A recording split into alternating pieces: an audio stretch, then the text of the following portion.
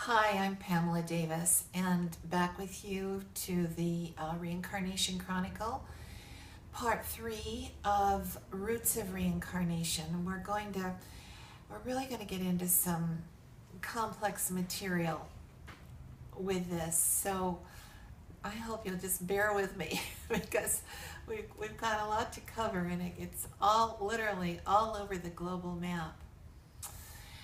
We talked about the importance of Pythagoras in I believe the last episode. And just to go back to him for a moment, Pythagoras, who lived in the 6th century BC, and that, by the way, was a tremendous century. Buddha lived in that century, and so did Lao Tse, and other prominent world teachers. I mean, it was a tremendous time. The astrological setup in the augurs of those decades must have been amazing, given the teachers that came in at that time. So Buddha was alive then, and it was known that Pythagoras went to India, and therefore, since Buddha was, he was not Chinese. Buddha was born into a northern Indian family. So I wouldn't be at all surprised, although I'm sure we'll never know, I wouldn't be surprised if Pythagoras actually met up with Buddha when he was there. And of course, the system of belief that Buddha preached was drawn heavily from ancient Vedic traditions, which are very similar to the Essene traditions. And we're going to really go into the background of the Essenes right now, because it's very important to understand who they were.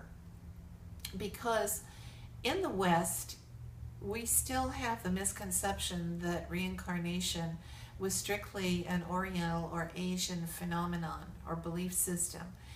And whereas the most ancient roots might have come from that part of the world, there's nothing to indicate that is where it all came from.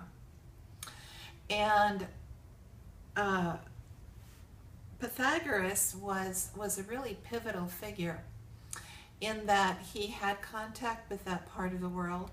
He had contact, as we talked about earlier, with the Druids and the Egyptians and the Grecian mysteries, all of which were aware of the Essene teachings at that time.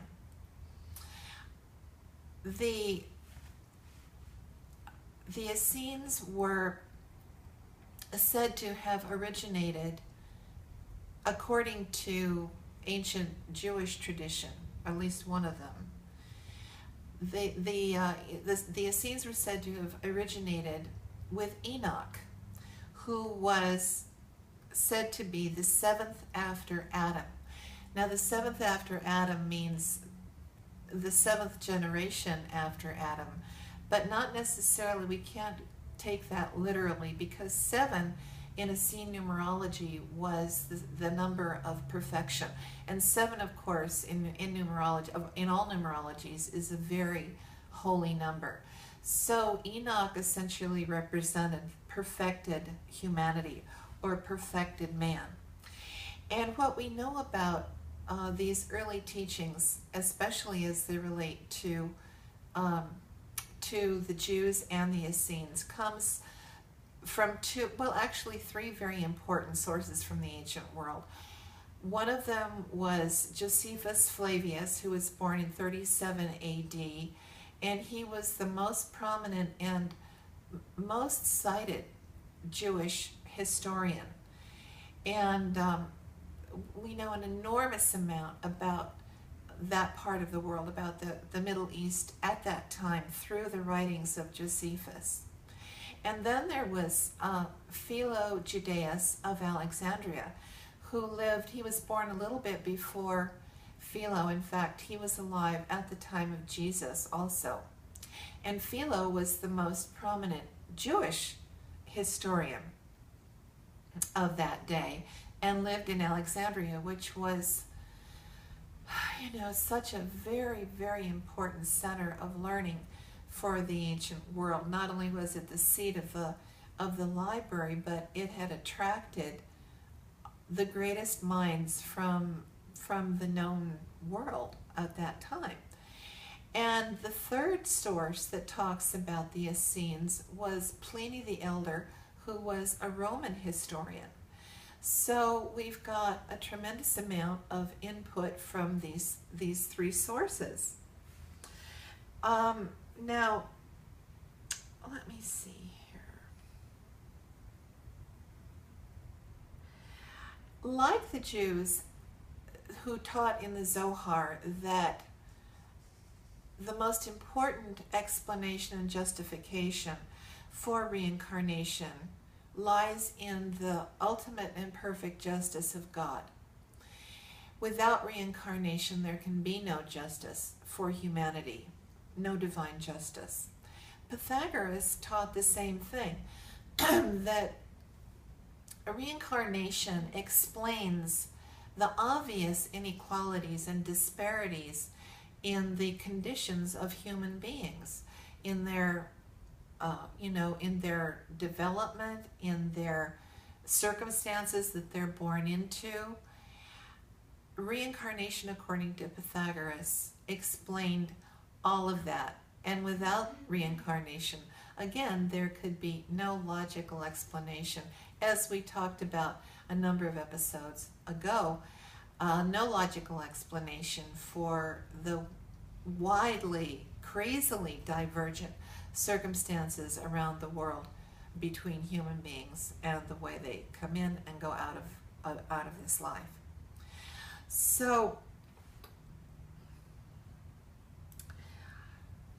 all of this, according to the Middle Eastern body of beliefs, and I won't even say that it's confined to the Jewish belief system because it goes beyond that, begins apparently with the great prophet Enoch, who was, the perfected man, and who was taken up by God, so the story goes, taken up by God without dying and taken into the angelic realms, where he was taught and then came back and imparted what he had been given. And he was gone for for centuries, according to the story. And then he came back and imparted the wisdom that he had been given in the angelic realms. And then he was taken up again by God without dying, and back into the angelic realms. He was, according to one of the old stories, he was given the name of Metatron, and Metatron's job was to lead humanity back to its angelic destiny.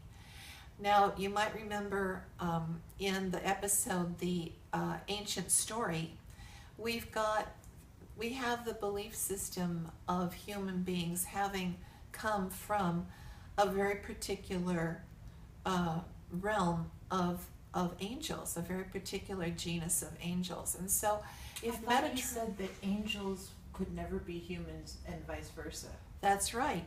That's true. The law is that angels can never be humans, with the exception of the one genus of angel that offered at the very beginning of time to enter into eons of forgetfulness of their own nature and their own angelic nature, to be the conveyors and the embodiment of the individual human souls, who were whose volunteer mission was to reconcile all of the disparate and conflicting races of the universe, of all the different planets, the inhabitants of which had contributed their DNA to eventually create us, the human beings, as a combination of all of the struggling life forms on other planets who are working toward illumination and unity in divine mind. So Metatron's duty, apparently, according to one of the stories, not the only one, but one of the stories, Metatron is to help human beings come back to their, or reach their angelic nature, their angelic destiny.